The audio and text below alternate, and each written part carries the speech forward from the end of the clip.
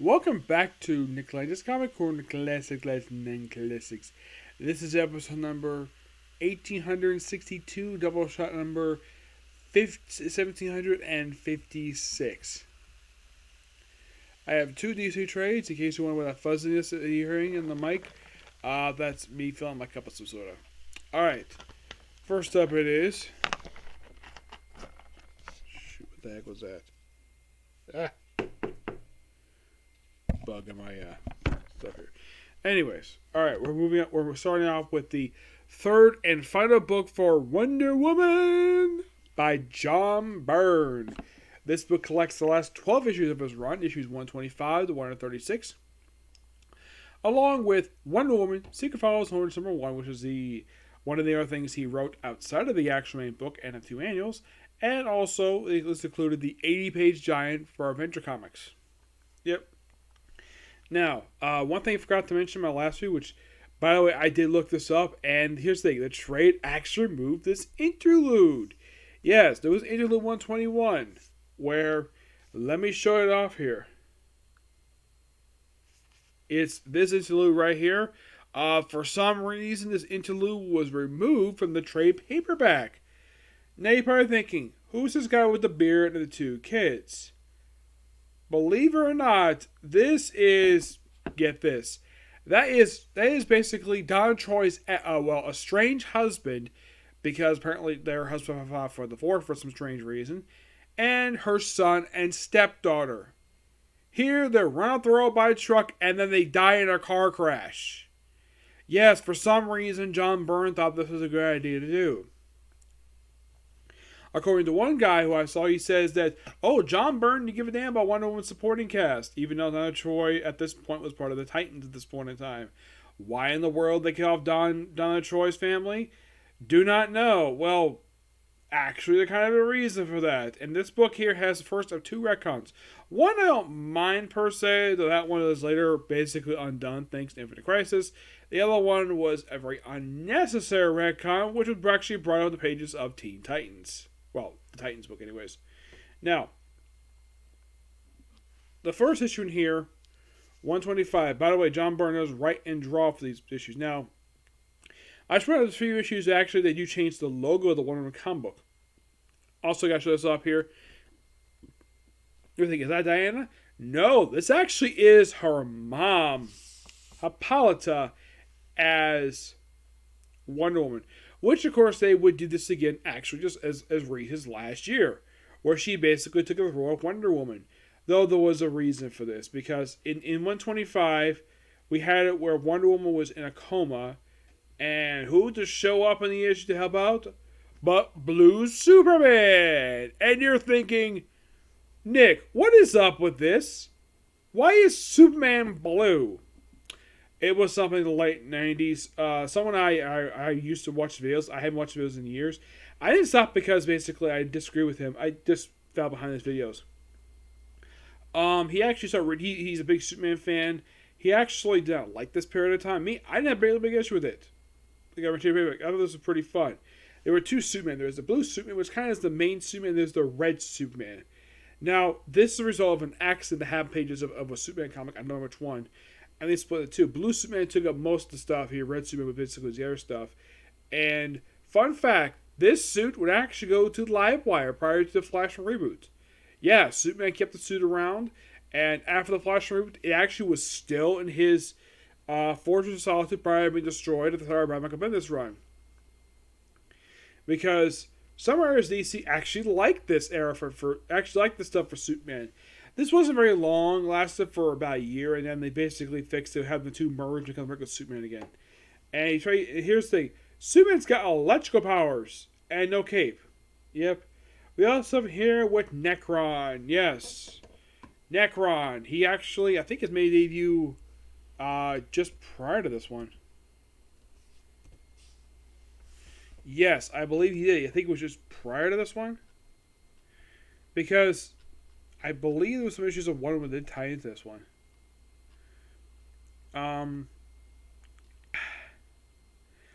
I don't think that Wonder Woman did, which is kind of weird. You would think that he would include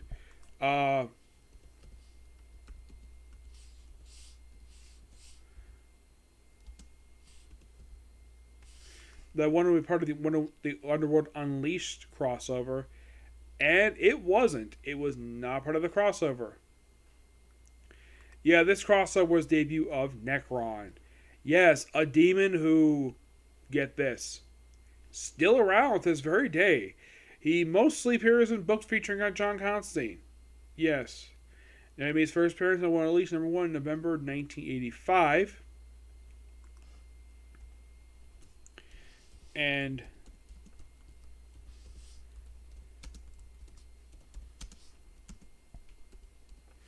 this book came out in September 1987. This was actually just part of that. And the Wonder book, surprisingly, did not have a tie into this crossover, which that I thought was kind of weird.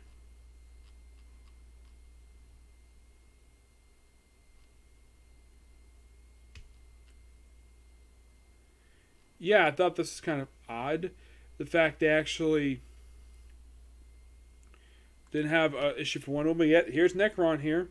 Yeah, mostly it just deals with the whole Wonder Woman. It's basically with the and all of a sudden Martian Manhunter shows up. I love how John Byrne draws him.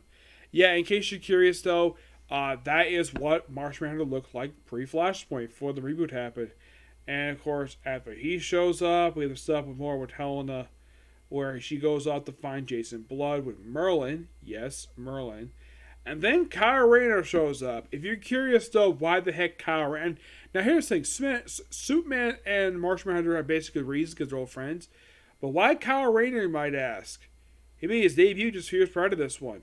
The reason was, and you might find this kind of interesting about Kyle Rayner and Wonder Woman. These two briefly dated. Yes, seriously, they briefly dated. Yes, it was a relationship that... I didn't hear a reception about this one.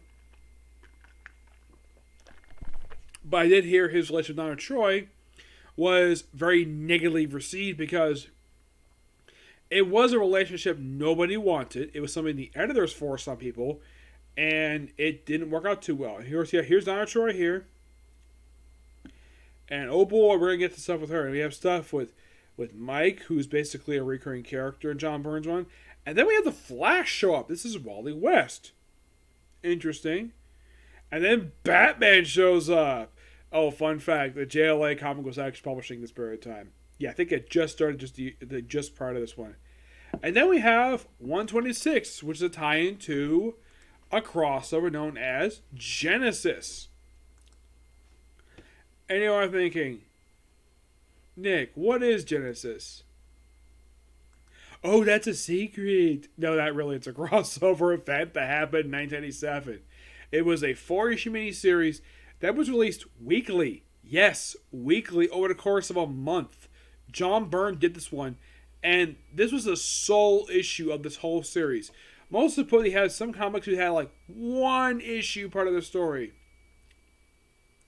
It mostly involves the source wall and having the Greek gods interact with the new gods, which might be interesting. So, this is, for the sole issue of this book here, we basically deal with like what Zeus has been hit by Darkseid, and we have the source wall here, and I love the fact how the source wall is drawn by John Byrne. It seems as though, one thing I got noticed, I've got to point this out about John Byrne's artwork, it seems as though he was doing the style of Jack Kirby. I mean, yeah, he had passed away 4 years prior to this one. I guess you want to pay tribute by basically doing a similar art to him. Yeah, and then of course you have Ares here. This actually is not his design. John Byrne did not give this look. This was actually like George Perez. So then, of course, they revive Zeus, who apparently was struck down.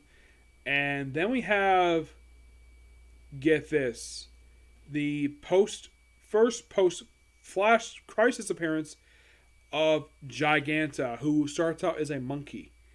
Yes, this issue here is her debut appearance. Why in the world they decided to have it where this issue be her debut, I have no idea.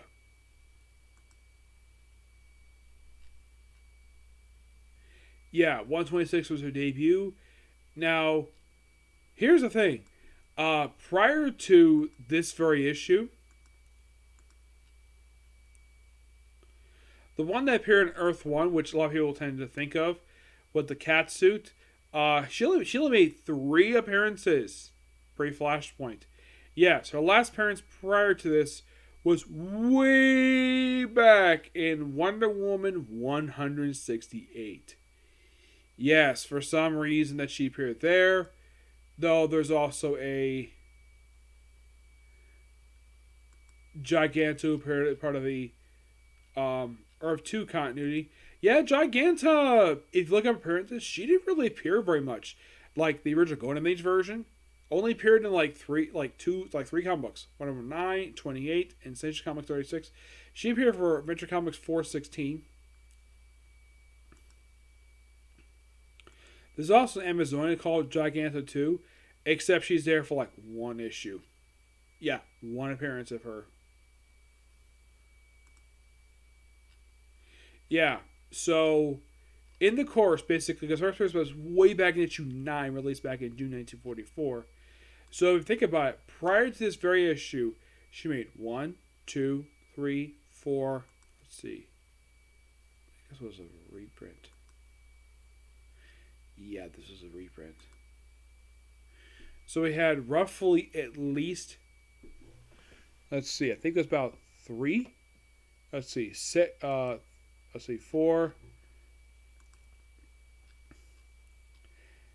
Yeah, so prior to this very issue, Giganta only appeared 6 times. Yes. Despite the fact she's a very noteworthy villain.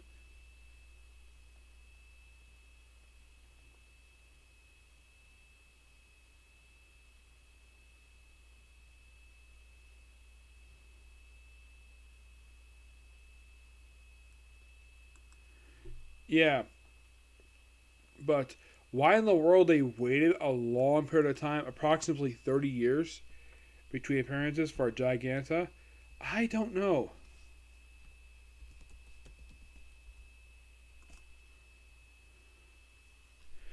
It's like, okay, let's have her make sporadic appearances over the years.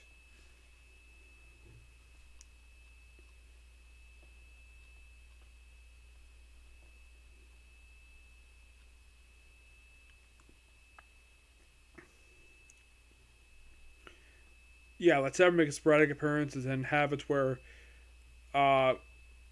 post-crisis she actually appeared a lot. Yes, a lot. Mm-hmm. Yep. But this here, debut appearance. Yep. So then we have Artemis taking on Kanto from New Gods. We have a Christopher Priest character. Name I think his name is. Yeah. Great issue with little flashback stuff. And then of course with 127, we actually have Wonder Woman get revived. Mm-hmm. Tech Runner's name. He actually briefly had a solo book in the 90s. Chris Priest wrote it. So,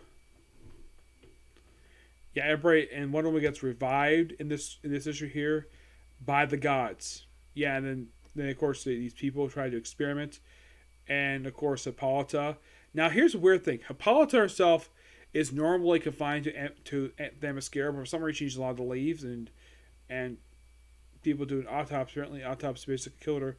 So with this issue here, they revive her after apparently being dead for about a couple issues, and then she apparently assumes the title of Goddess of Truth, which only lasts just for the rest of this run. Mm-hmm. Yep. Yeah, and then during this period of time, while she's basically being the Goddess of Truth, she has it, and then of course then we have Egg Foo show up. Yes, no Golden Age villain. Yes, why in the world is he here? He's a robot. So Hippolyta is chosen by the Amazon to become new Wonder Woman. Yep, and this actually was by design by Diana herself. So, yeah, and then here she is as the first time as Wonder Woman here. And then with 129, they changed the logo. Yes, look at this. They changed the logo.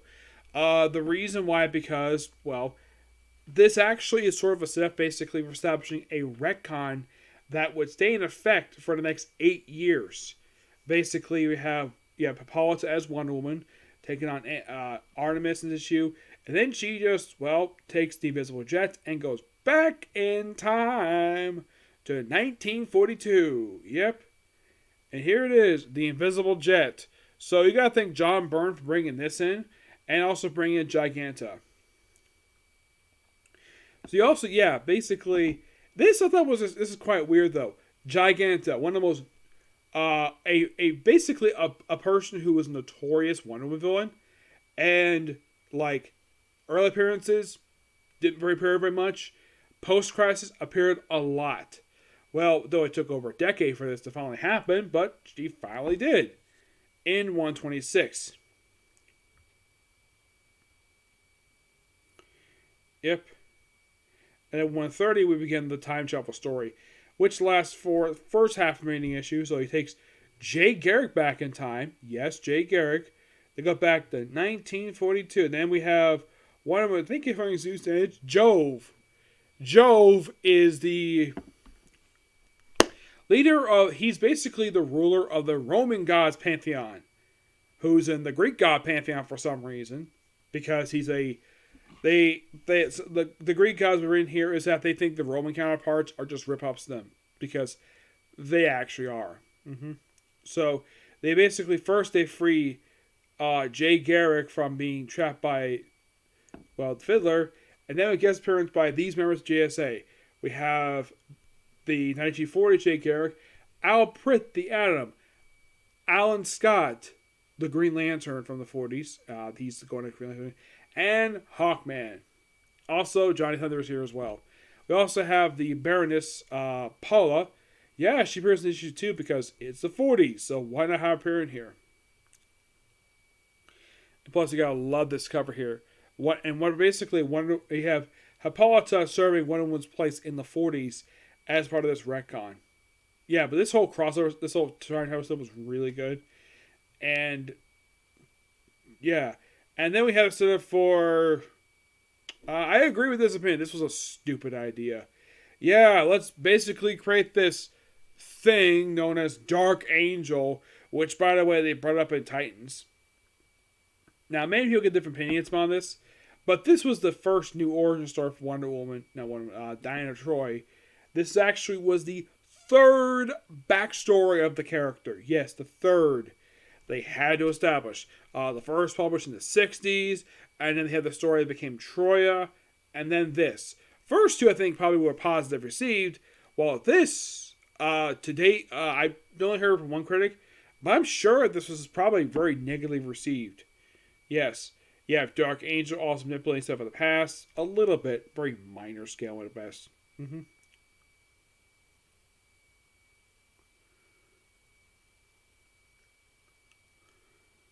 So, yeah, after working with the JSA, while Jay Garrick returned to present day, Hippolyta stayed in the 40s. She stayed in the past until 1950, which she came back. Yeah, and then they have Jay Garrick meet up with Sergeant Rock. Yes, Sergeant Rock. And they fight the whole... And we have where Morgan Le Fay is at Helena becomes Morgan Le Fay for some reason. Yep. And of course, Cassie frees herself. While she's held captive because she was sent by Apollo to go free her mother. Yeah. Yeah, I love the flashback stuff in here. Just really good stuff. And then, of course, we got to find Donna Troy. And they're like, who is Donna Troy? And then, of course, then of course, Cassie gets power back. Of course, she's stopped by Morgan Le Fay, who's actually her mom. Yeah, then of course, well, actually, Morgan Le Fay possesses her body. But then she's freed. And then, of course, she comes back. They do, in fact, fill in the gap what she was kind of up to. So basically, any exploit you had of basically Diana as Wonder Woman in the 40s, Hippolyta basically just took her place. Yep, took her place. And, of course, Dark Angel's not typically stopped because it's continued in the pages of... Plus, also, I love the style. Of course, now we're kind of getting slowly back to the regular logo. Plus, I love the font they use for this. Who is Donna Troy? Where it's the old 70s style font. And Hercules is now Herald Champion. Yeah, and then, of course, you have to figure out who Donna Troy is. Though they eventually do kind of get rid of Dark Angel, she's able to restore her. They do find her, but she basically has no memories. Also, in order to stop Morgan Le Fay. Oh yeah, this is the cover I saw from the. If you've seen Linkara's Amazon attack, they actually showed this. Actually, it wasn't Amazon. Was Titans? Yeah, they showed this various cover because basically first you have her in her classic attire, her debut outfit, and then you have her Troy outfit, her original Wonder Girl costume. Well, second one anyways. And you have her Dark Stars outfit. Yeah, so they kind of retconned it here. This a little more easy retcon. Apparently, she's a duplicate created for Diana, playmate for hers. Yeah, so they kind of fix it by having Wally West use his memories of Donna to basically restore her mind. And that's kind of be back. And then by 136, she basically is removed from the role as Goddess of Truth, and she's restored to the role of Wonder Woman. Which basically, I think he just did it just so he could establish that retcon for her. Mm-hmm. Yeah. Okay, ending, and they have Cassie take out the mantle of Wonder Girl officially while using a costume of hers, but not her official costume per se. Yeah, this actually would not be the costume she wore in Teen Titans. It's actually a slightly different costume she's wore. But she was given this costume, but she never really wore it. And you have Diana back being Wonder Woman. Then we have the Secret Origin stuff, which is so good. Yeah. Good stuff here. I'm going to give this book a 10 out of 10. Just really good. I think Donna Troy's stuff was a bit unnecessary, but it was okay resolved. Yeah. Final thoughts on the John Byrne run for Wonder Woman. I think this definitely was a good run. I do agree with the opinion that Donna Troy got shafted in this run, but this definitely was a damn good run. And it did introduce us to Cassie Sandmark, who basically we know currently as Wonder Woman. We introduced her beautiful mother, and he basically kind of made Jason Blood / Edge more relevant, basically because they didn't do much with him prior to this. He had previously had ongoing series for years prior to this one. It almost seems like the way he was treating Etrigan, he treated with a lot of respect in this run, where he basically was doing the style of Jack Kirby and just felt like using it for a supporting character. He used the Gateway City, which was a city she was based in for quite a while. I think up until Phil, I think it was Walt Simonson when he took over the book. Yeah, based it for quite even after John Byrne left. Gave one a potential love interest, which she had no interest in at all. And though I do agree with the one negative thing about this one is basically Donna Troy's family being killed in a car crash. I think that was a bad idea to do. Aside from that, this was a fun run, and it felt as though that John Byrne basically accomplished what he wanted to do with this run. Now, you might be asking yourself, okay, what did John Byrne do right after he finished up his one for Wonder Woman, you might ask? Well, let's see here.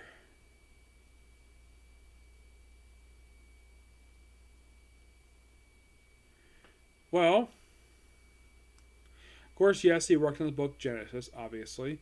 But right after he wrapped up his very well-received run for Wonder Woman, I think next book he did was Doom Patrol. Let's see. That came out in 04, I think it was. They turned around them in 97, so he was also working on Jack Kirby's Fourth World at this point in time. So he was definitely not working on Superman. No, he wasn't. I think the only book he was probably working on was Jack Kirby's Fourth World.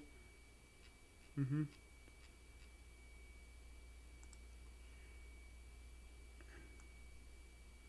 Yeah, that was like by far the only comic book he was working on at this point in time.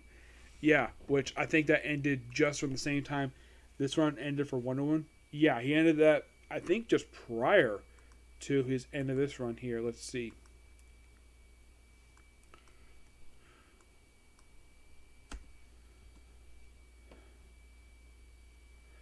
This one was released in August 1998. Yeah, so not long after he looks like he still continued with this book, even after, with Jack Kirby's Fourth, even after he stopped doing that book. You're probably thinking, okay, did he do any other book this period of time, per se, aside from this book? Not really. No, it seems like maybe he went back to Marvel at this point in time. Mm-hmm. Oh wait, he actually did go to do Spider-Man Chapter 1. He did that particular series. Mm-hmm.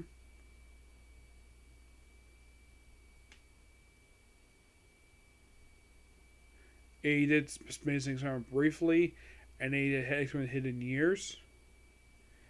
And then after he wrapped up Hidden Years in 2001, he did a Lost Generation stuff.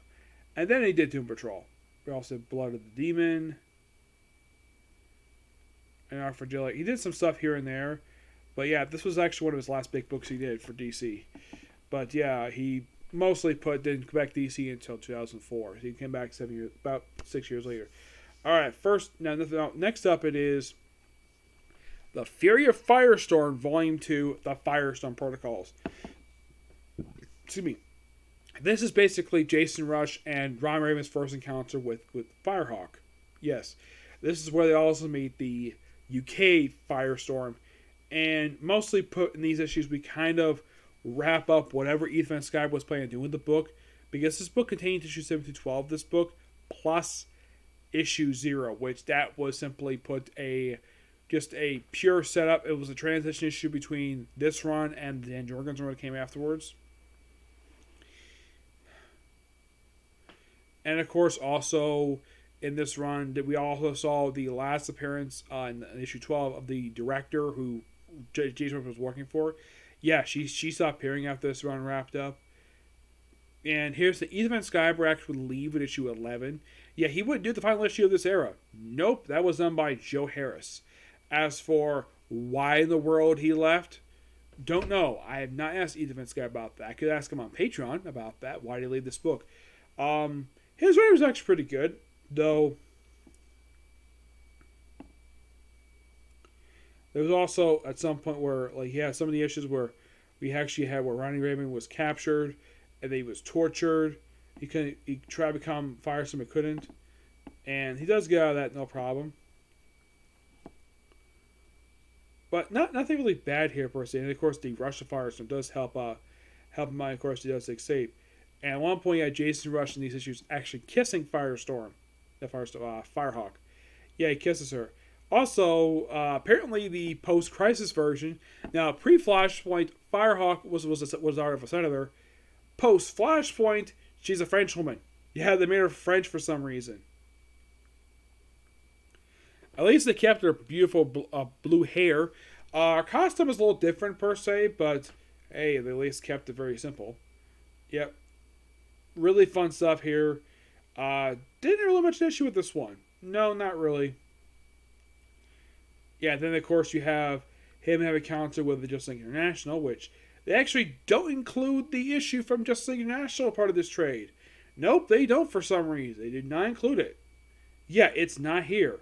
In the Justice League International, they do include the Firestorm issue, this issue here, but not vice versa. Usually would, but this one they didn't.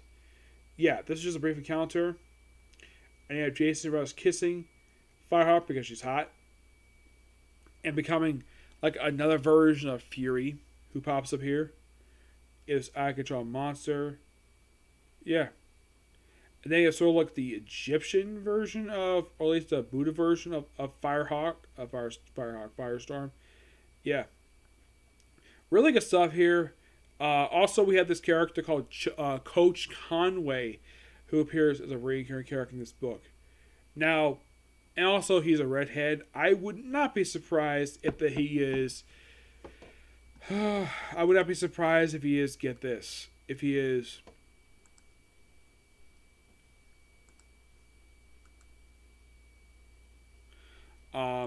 Basically based on.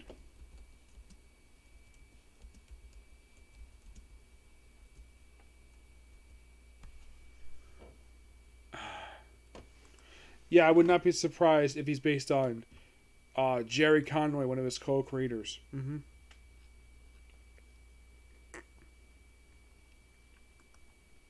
Because I remember he actually does appear in one of these issues here.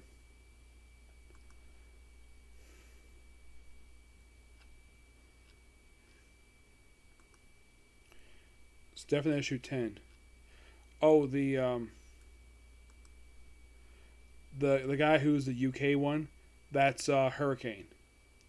He dies issue 12.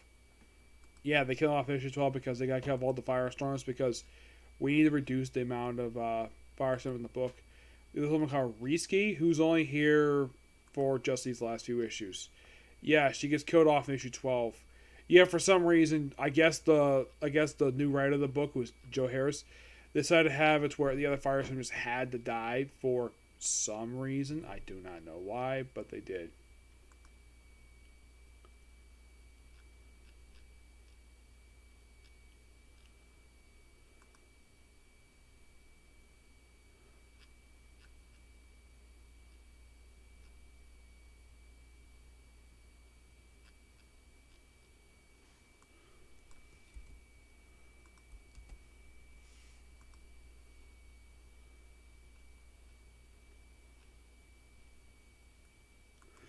And there's no page trim, but I would not be surprised if it's based upon Jerry Conway himself. Mm-hmm. Yep. Yeah, then pretty much by issue 12, with the exception of Firehawk, all these other, with the exception of Firehawk and um, the Russian Firestorm, everybody dies by issue 12. Yeah, they all got killed off for reasons. And right after is issue. Now, normally you would think issue number 0, so with backstory, partially yes. It basically doesn't show how they first became Firestorm, how they got the powers. And then we have it where something new happens, where they have Helix make its return, first on issue number 3. And after fighting him, and then they just touch. Yes, they touch. And then they form the real Firestorm, the more familiar Firestorm people are more familiar with. And to have two separate Firestorms. Yes. So, yeah, and this was new direction at this point forward for the last 8 issues of this book. Yep. So, yeah. Final thoughts on the Ethan Van Sciver stuff. I thought it was interesting per se, but with Dan Jurgens taking over issue 13, we transitioned to more of a traditional Firestorm story. Well, with him taking out his traditional villains. I'll talk more about that when I talk about the very next trade. But I need a break from talking, as I've been talking for about 35 minutes. So, this next video will be up a little bit, basically. And, well, so that's going to be that. So, that's it. Next is going to be Comic Corner and then Case Close. And that'll probably be it for today, okay? Next video. Bye.